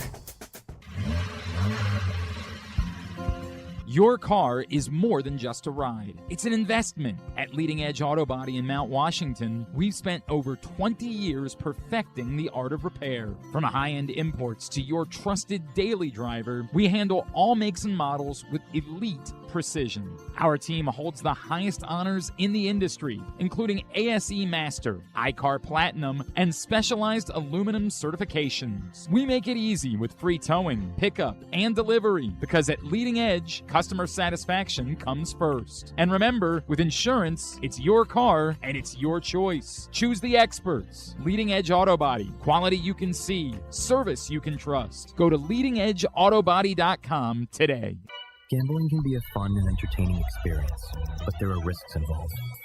If you're planning on betting on the game at the casino or on your phone or computer, know your limit, stay within it. Set a budget and a time to stop. Remember, gambling isn't a financial solution, and it doesn't mix well with alcohol or drugs. Know the risks and have a plan before you begin gambling. For free and confidential services, call 1-800-GAMBLER 24/7 or go to helpmygamblingproblem.org. This is Byron Warnkin. If you've been injured in a car or truck crash, you probably know this is stressful. Medical bills, the insurance company giving you the runaround, you got to get your car fixed. You don't just need a lawyer, you need results. At Warnkin LLC, we represent the injured across Maryland. Whether it's a car or truck crash case, medical malpractice, or any other serious personal injury, we fight for maximum compensation for you and maximum ease for you. You don't want to have to deal with this stuff. Warnkin LLC has been voted best personal injury law firm in Maryland for a reason. For us, 443 Results isn't just a phone number, it's our mission. Get the advocate that you need. Call us today, 443 Results, or visit us online, warnkinlaw.com. That's WARNKENLAW.com. Make the most out of every day in your Toyota RAV4. Available in hybrid or gas-only models. A RAV4 can get you where you want to go in style. Check out buyatoyota.com for deals on new RAV4s from your local Toyota dealer today. When you feel invisible, exhausted, stressed, or anxious, and you have days that just feel too hard to get through, you are not alone. If you or someone you love is struggling with mental health or problems with drugs or alcohol, help is right in your hands. Call or text 988 to get support whenever you need it. Help is here. Call or text 988. Brought to you by Maryland Department of Health. Coming back in here with Glenn and the other guy, Garrett, whatever his name is. You know who they are. So, we got the press conference from Wes Moore, and it's interesting. It is what we expected, as was reported. It's headed to NBC, and it's moving back a week. But it's actually moving back a week and a day, which is interesting. Next year's Preakness date is going to be May 23rd, which is a Sunday. I originally was like, oh, I guess that makes sense. It's Memorial Day weekend. But as Griffin pointed out to me, there's Memorial Day is going to be on the 31st this year. It's a late Memorial Day. So it is not Memorial Day weekend now. This is a very unique circumstance. And what I'm assuming is that they're making this change with the plans that most years it's going to be Memorial Day weekend. And so they're just going to intend to run the Preakness on Sunday of Memorial Day weekend. I have said before, I don't like the idea of a Preakness on Memorial Day weekend. I just think that we have other things that we're doing. We go to the beach. We go do Sundays. Maybe you could argue the best option to do it, that we just have all of our Memorial Day weekend traditions are typically on Saturday. So if there's a day that you could do it on Sunday, it's also worth pointing out that, Pimlico's not going to be ready.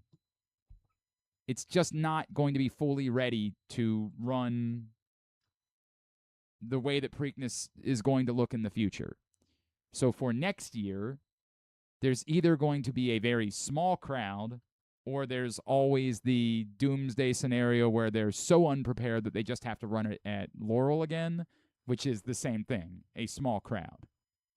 So the fact that they'd be running it on Sunday when it's not Memorial Day weekend is less detrimental next year uniquely, because no matter where it is, there's just not going to be a lot of people going to the Preakness next year. It is interesting that maybe NBC is trying to partner Preakness with NBA playoffs on a Sunday night. Use Preakness as their lead in to a big NBA playoff game moving forward. Which probably is beneficial for both, right? That's probably helpful. That's a good combination. I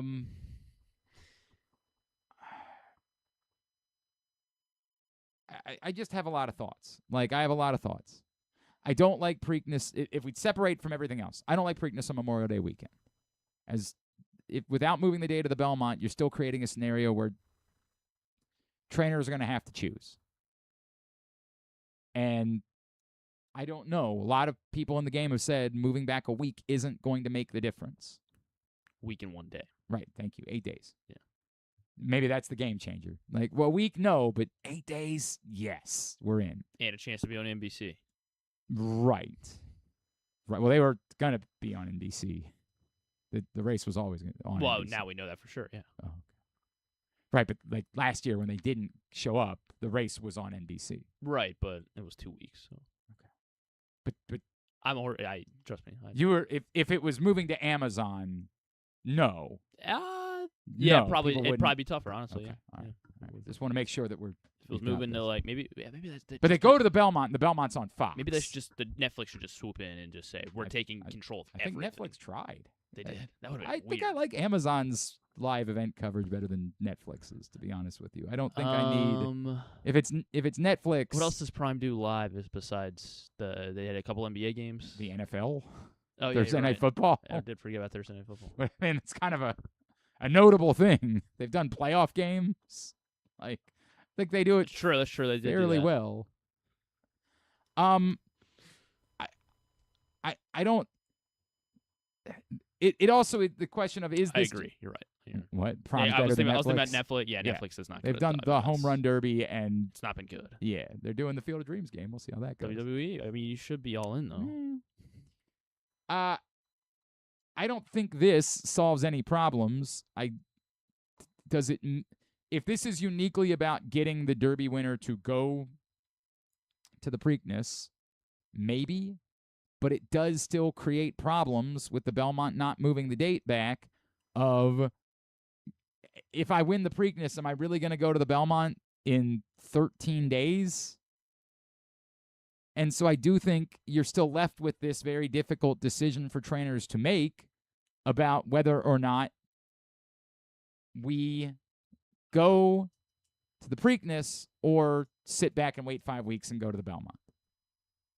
Because without moving the Belmont, it still doesn't likely change the chance of someone actually winning a Triple Crown.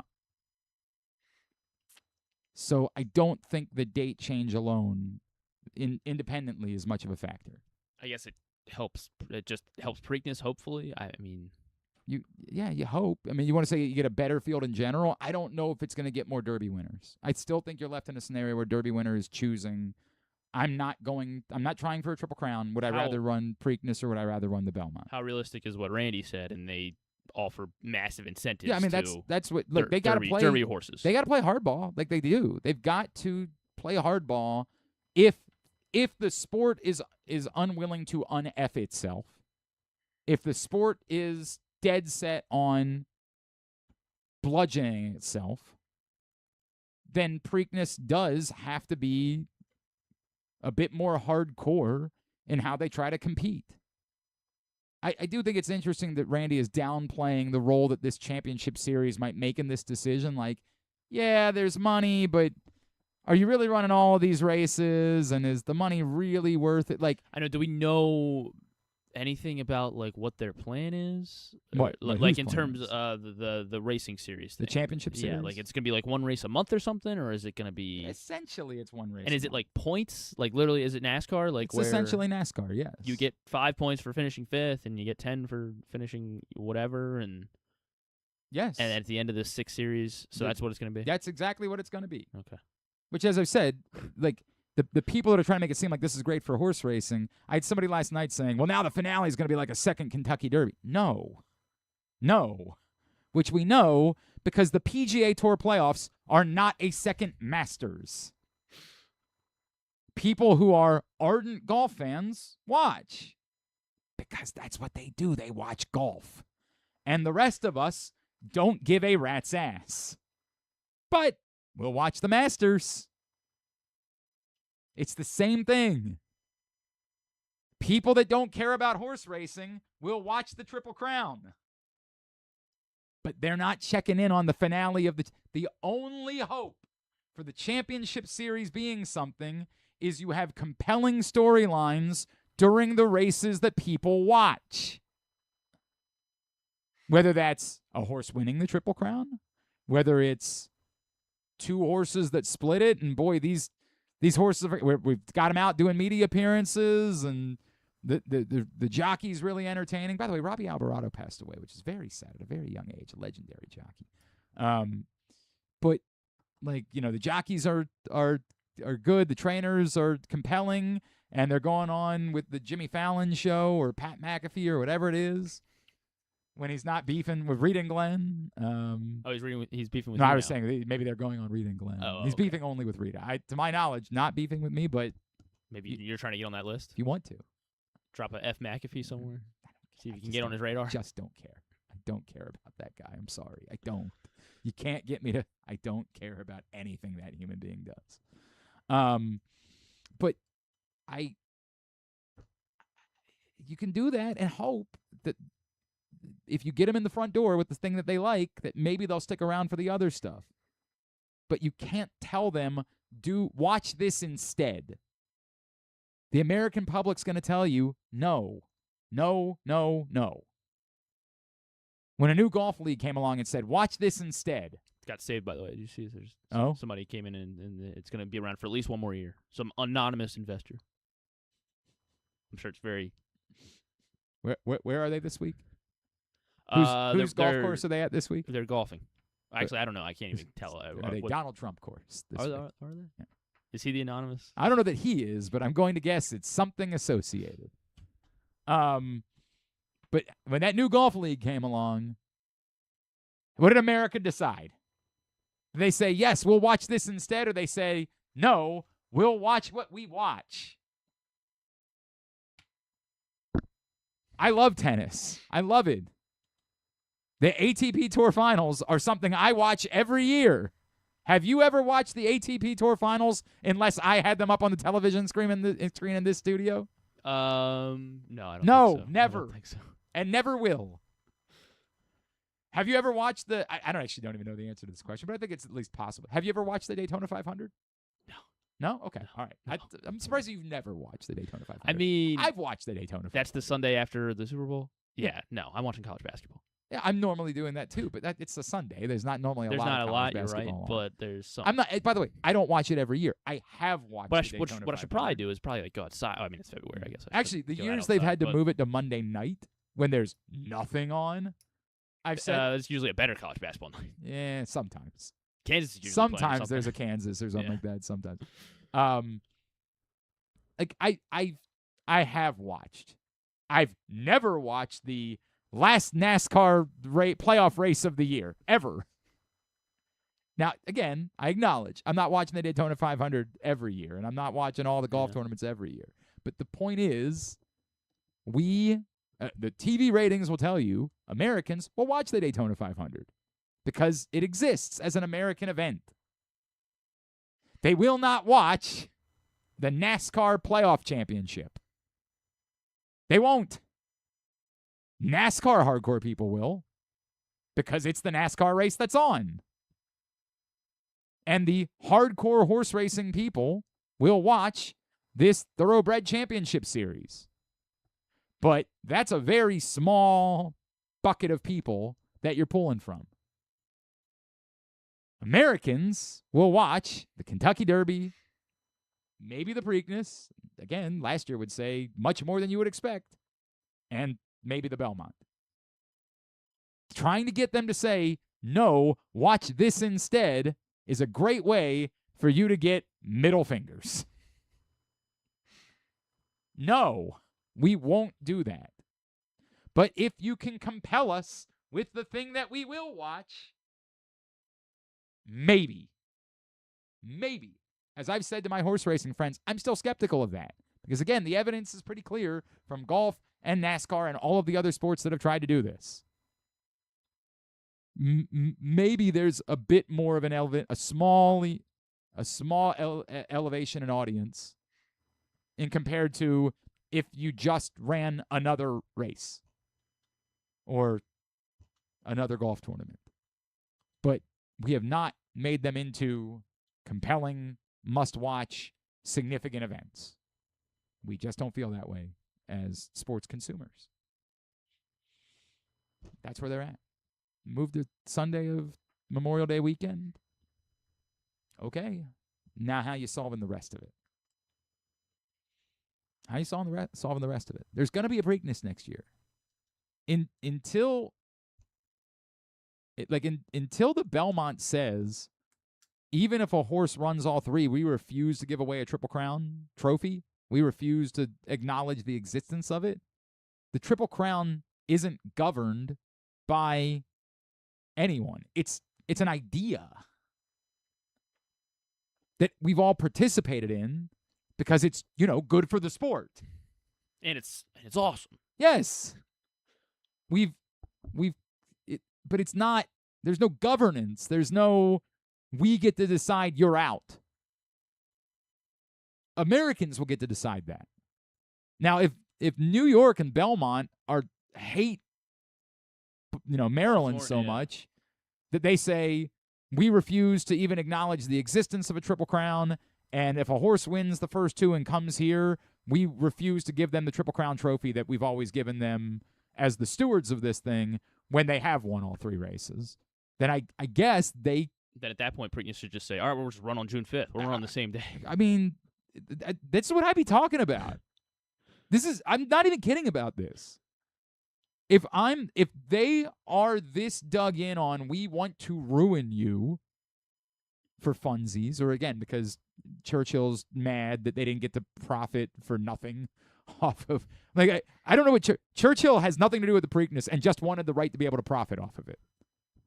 Maryland was going to have to pay them money. There is no justification for Churchill Downs having the intellectual property of a race they didn't run. That I don't think people recognize that. They weren't going to run or govern the Preakness. They were just going to profit off of it. They were just going to be a middleman. Let me go ahead and get my piece of this. There is no justification for it whatsoever. If they're just so mad that they weren't allowed to make money for nothing, that they want to ruin the Preakness, then Maryland has to try to ruin everything. We'll burn it down. And I'm not kidding. I would move the race to the first week of April. Yes, it sucks weather-wise, but we do go to opening day. Run the race then. Say, we're going to be the first leg. You don't get to be that. That's one of the advantages that the Derby's always had, right? There's always a Triple Crown at stake. Now you get to experience it. Or, I tell you what, we'll announce it for the second week of April. And now maybe trainers won't want to go to the Derby afterwards. This is what you want to do. If this is about burning down, let's party. Don't just sit back. Boogie, man. Fight. I would hope the sport, it's two different things. Maryland needs to do better. The sport needs to do better. I would hope the sport would be more interested in not self-immolating. This is like some Greek mythology, like pettiness from all parties, it feels potentially. Like. Yeah. Again, the way that Randy Moss explains it, Belmont said, we'll move the date. Then Fox said, oh, we don't get the race? Go F yourselves. We're not moving the date. Fox, so Fox wasn't going to get it if they had moved a week, 2 weeks. If Fox had won the rights to the Preakness, according to what Randy Moss just said, then the Belmont was going to be willing to at least move 1 week back to separate the races by 3 weeks, which I still don't think is. I think that the horse people have told you would not have been enough, but at least they were willing to try to partner in making it all work. Fox, apparently, because they didn't get the Preakness, went back and said, tough tits. And now is just trying to kill off the Preakness in hopes that no trainer will ever choose to go to the Preakness. Because now if they go to a Preakness that's run 3 weeks after the Derby, they ain't coming to the Belmont. So let's create something, fire out a press release that's clearly not, as Randy Moss pointed out, they don't even have dates on it. They don't actually know what they're doing. They're just trying to be a-holes. It's such an embarrassing sport, man. And I get it. In my world now where I'm doing politics, the people that don't like Wes Moore just want this to be ammunition against Wes Moore. And don't get me wrong, Maryland has erred. But this is a sport lighting itself on fire, and you, because your politics are, I don't like the governor, are only willing to look at it through the scope of the governor. It is so much more global than that. A sport wants to kill itself because a bunch of people just can't get in a room and say, there's a compromise here. We got to figure this out. Yeah. We got to figure this out. Because there's too many chefs in the kitchen. There's too many entities, too many networks, and there's no governing body over all of it. Who has the Derby right now? Network? NBC. NBC, okay. Yes, and so you would think that NBC would want to have a healthy, vibrant Preakness. They just spent apparently a lot of money for it. You would think that NBC would want to say, all right, we got to figure this out. And if we are going to be at all partnering with you on this silly racing series, Fox, then you got to figure your ass out too. It would be insane for NBC to spend a boatload of money on the Preakness and then say, yeah, but we don't really care if the Preakness is healthy or not. We don't really care if horses run it or not. You would think that that would help, again, get everybody to the table and say, for F's sake, let's figure this. What are we doing here? And if the people in New York say, we don't want to run a month, we don't want to run in July, it's very hot in July, we don't think we're going to do as well. I understand that feeling, but digging your heels in is only worsening all of it. The horse people have told you they're not running the Triple Crown as it is. That answer, other than Bob Baffert. Which is a good one to have, I guess. Sure. Yeah. They're saying we're not doing it this way. To just say, well, then let's burn it down. If you're not doing it, let's just burn it down. Is some nose face stuff. I can't even, it is, I don't need my nose because I'm angry at my face. Just the height of stupidity. Figure it out. But this sport is really good at not doing that. And it's probably the nature of there's no athletes.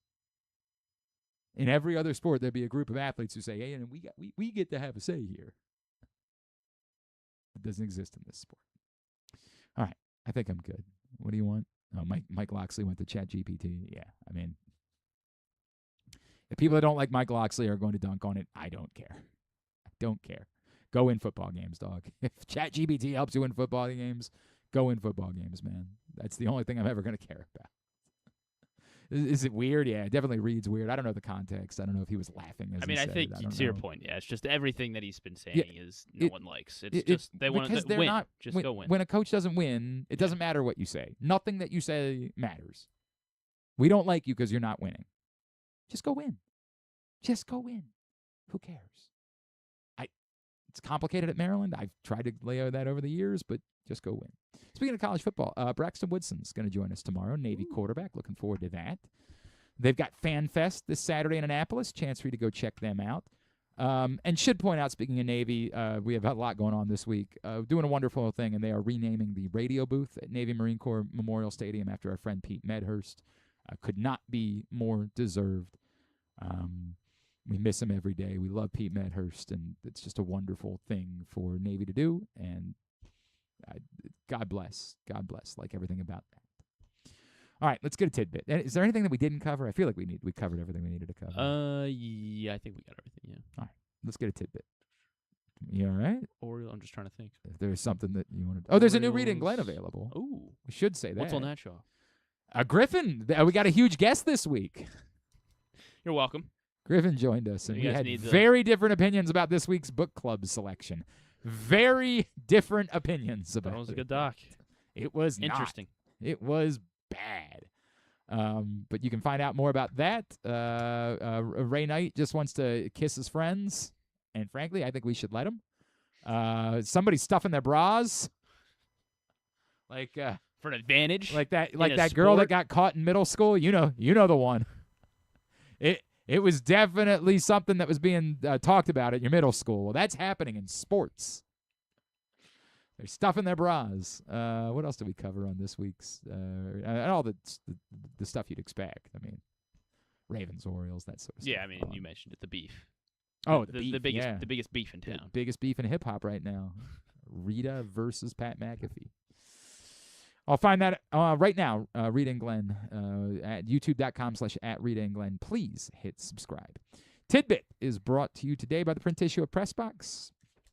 Get it for free at your Baltimore area High's Dairy stores, any of the hundreds of locations around town where you find Pressbox. Read it all at PressBoxOnline.com. Kevin Brown on the cover. A lot of kudos for Kevin Brown and the way that he discussed everything last night. I think he and Ben did a pretty good job with all of it. Some people thought it was over the top. No one died. I mean, like, we're always going to find a way to complain about everything, but I thought for the most part he did a pretty good job. You'll pick that up today. Zay Flowers, not the only football player extended yesterday, signing a new contract. Bijan Robinson becomes the highest paid running back. It's always difficult whenever we do this because, like, he's the highest paid running back until the next running back gets a contract. Like, that's just the way it works. Who are the other top 10 highest paid NFL running backs? Saquon Barkley. Saquon Barkley is number 2, 20. So Bijan is now 22.5 per year. Saquon's at 20.6. Christian McCaffrey. McCaffrey's number 3. Look at you. 19 a year for CMC. How many do you want me to get? Let's do the top 10. I know it wasn't. I'll still Derrick Henry, obviously. Derrick Henry's still in the top 5. Skipped over the 4th, but yeah, 15 a year for Derrick Henry. After this is the problem is I just don't know who got contract. Jahmyr Gibbs get a contract or not yet? Not yet. Okay. Yeah, he's next. So I guess will he get more? I guess he will. I mean, that's the way. Is he going to get the 20.6 per year contract? So or 22.6? That's the way this works. Jonathan Taylor. JT is up there. He is 8th. Wow. Seems like a bargain. Yeah, 14 a year for. Remember, he sat out for what was that? All of training camp. That's right. A couple years ago. Did he miss a game? I can't remember. What about? Is Kamara still somehow on? Kamara is number 10. Okay. 12.25 million a year for Alvin Kamara. Travis Etienne, who just signed with the Saints, is at 12 a year. So the Saints have two $12 million. It's kind of wild. Running backs. One's 31 years old. Only because I know he signed Kenneth Walker. Yes, Kenneth Walker. 14.35. 14.35. He is on the list? Right ahead of Taylor, 7th. So now it's just trying to figure out who got. Oh, Breece Hall got a contract. Breece Hall. He did. $14.5 million a year for Breece Hall. He is 6th. So who's 4th? Who is 4th? Who got a contract that I'm not? Did James Cook get a contract? He must have got this recently. I forget exactly. No, not James Cook. James Cook, I would think, would be only $11.5 per year for James Cook. I'm saying that's a pretty solid deal. He's 13th on the list. Obviously, Genti couldn't have gotten a contract yet. Achane? Did Achane get a contract? He signed in May. He signed an extension in May. It is worth $16 a year. He's 4th. Oh, wow. Fourth highest highest paid running back in the league right now. It's not. Who the hell else could have gotten a contract? Aaron Jones. No, not Aaron Jones. Josh Jacobs. So he's a rookie. Jeremiah Love's rookie deal is already in the. Jeremiah Love is the 9th highest paid running back, 13.2, Oh, that is 13.25 a year for the rookie Jeremiah Love. All And, right. yeah, I'm sure they'll win 3 games this year.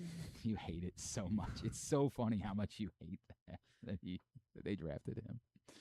All right, very good. Let's get Tubular. How about we do that? Oh? We will get it. You sure? We're No? going to do I that? mean, yeah. Yeah, I am sure. I just need one more second. We're doing 2-hour shows again.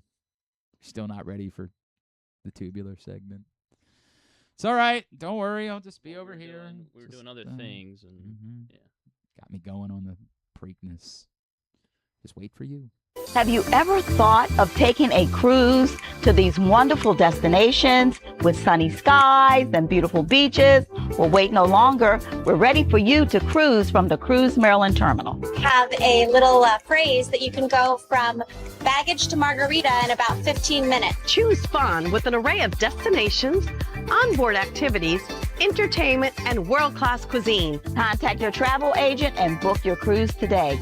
Let your adventure begin. All right, here's what's coming up totally tubular-wise this evening. The Orioles do indeed continue the series with the Angels. Trevor Rogers, still a Bird, on the mound against Reed Detmers, who's not an Oriole and is, for reasons, still an Angel. That's tonight at 6:35 on Masson. I'm supposed to be going. What's the weather? Yeah, I know. It don't look great. It's like pouring right now. Right, but later when they're playing the game, what's the weather situation? There is a flood watch right now. Right, they're not playing the game now. So what do you? At 6:35, they're playing the game. But there's there's what's a flood the weather watch. look I feel like that's for not 6:30? a good sign. I know for now. But, like, for example, maybe the rain will all be gone by 4 o'clock, and then at 6:35 they could play a baseball game. Just vision, like, I can't understand. see well. Right, I get it. The department store I get across it, but, the street like, that I can normally see clearly. What does the radar tell us for 6:35 p.m.? It's usually not pretty accurate that far ahead of time. No? Yeah. Can't really tell us anything at that point? Let's see. Looks like it might clear up here around like 5. Okay. And then clear at 6 as well, and then back to a 50% chance around 7, 8 o'clock. Son of a bitch. So supposed to go with maybe they get it in. Supposed to go with our friend Patrick Stevens to the game tonight. It looks like it should clear up after 8, so you might be in really bad shape where they may like delay like an hour. I don't want to sit around and wait. I don't want to do that. Oh, that sounds like hell. That is Gosh, that's so weird. There's just like this cluster. Like it is gonna clear up before the game, and then there's like a cluster that comes out of nowhere, according to the radar, like right at 7. And it's heavy too. Super. That's all that's going on. I think they start. My prediction: they start on time and try to play through it, and hopefully. I did bring a jacket. I did bring a light jacket because I didn't look like the way I looked outside this morning. I said I don't like how it looks, and so I brought a jacket. All right. I hope it's enough. I hope Did so you bring too. your raft. Yeah, might have to. Non-sports, a biggie. Ted Lasso, season 4, out on Apple TV, and I mean, yeah, that's pretty much it. Is everybody still? Who's not back? Danny Rojas isn't back, right? Oh, he isn't, because he went to play like real soccer. Oh, really? Isn't that true? I haven't looked too much into it. I just know that I'm gonna be watching. I could have sworn it's kind of one of those things where they've won me over. They've earned the benefit of the doubt. You know, they're a tier 1 show still. Yeah, he's not in Ted Lasso season 4. Because spoilers. Oh, I didn't know what the season was about. All right, never mind. Okay, all right, don't say. Never mind. Apparently, the actor's sister is in season 4. Cristo Fernandez went to play like legitimate pro soccer. Good for him. Hang on a second. Cristo Fernandez. He plays in the USL with El Paso Locomotive. Nice. That's a legit, real thing that actually happened. Go check it out. But yeah, I'm excited. I am excited to watch Ted Lasso, although I'm not going to be able to watch tonight because I'll be sitting in the rain not watching baseball. Maybe it'll hold off. Also, Patrick always takes these things. Patrick and I are close personal friends, but he always takes it personally whenever we make plans and like they go awry. This happened to us once when we went to he wanted to go to a bobblehead night in Scranton, and randomly I had met the owner of the Scranton team, and I was like, I bet he would hook us up. And he did. He's like a big UMBC supporter. Oh, that's cool. It's really random. I just met him the day that the new arena was opening. I was like, we can get the hookup for that. So I was like, hell, I got a night. I'll go up with you. And it got rained out. And like the whole time he's like, what a waste this was. I'm like, buddy, I don't mind hanging out with you. What a waste this. Like, it's okay. God, I had to you won't believe this, but 5 hours with I wasn't quite as fired up about Rick Shoe bobblehead night. What a waste this was. You wanted the bobblehead. I was just going to hang out with my friend for the evening. Like, that's all this. I don't really care that the game got ranked out. That doesn't really impact You guys had me. a White Castle at least on the way back, probably. I think we stopped at it. Patrick and I are usually Chick-fil-A people when we hang out. Now, tonight, we'll obviously be driving separately because he lives on the Anne Arundel County side of the city. You'll get, like, the warehouse dog or something, yeah. But, like, when we go to, like, a Coppin game, we always go to, whenever if we can, we make a Chick-fil-A stop as part of our adventures, usually. But, yeah, I know how this goes. If we show up and we're sitting in the rain, he's going to, like, apologize like it's his fault. I mean, I'd probably do the same, too, if I dragged my buddy out, Well, because he invited me. That's the way it goes. Yeah. He thinks it's his fault because he asked me if I wanted to go to the game. I wanted to go to the game in part because, I like going to games. And 2, I like hanging out with my friends. You don't like baseball? Yeah, I know. I don't like fun. Everybody knows that about me. I like hanging out with my friends. And so when a friend says, hey, do you want to go to the baseball game? Yes, I'll go. Absolutely. By all means, let's go have fun. And then he's just going to apologize because we're sitting in the rain. Like, that's his fault. I love you. You know I love. I don't know if he's watching right now, Patrick. You know I love you. Don't apologize if it rains tonight. He relentlessly watches. Yeah, right. Anything else non-sports? No. All right. Oh, there's a chicken documentary or something. Hold on. What? Clicked out of it. Big Chicken Fast Food Conspiracy Netflix doc. I don't know. Maybe this could be a positive book club. Maybe that's a book club. Comedian Mo Gilligan tours.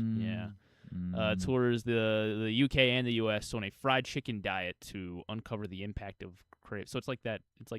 Super Size Me. Yeah, that's what it sounds like. I don't know how I feel about that. All right. Thanks today to Mike Sando. Thanks also to Randy Moss and to Jacob Calvin Meyer. We'll get it all up in the greatest hits section of the. It's gonna be Elliot Page and Bobby Flay on Fallon tonight. Probably not. Why? No, I mean, like, why? Why not? I like Elliot Page. I mean, I thought Juno was a brilliant film, but are we allowed to talk about it? I don't know how that works. I genuinely don't know the answer to that. Watch. Go to the tour and find out.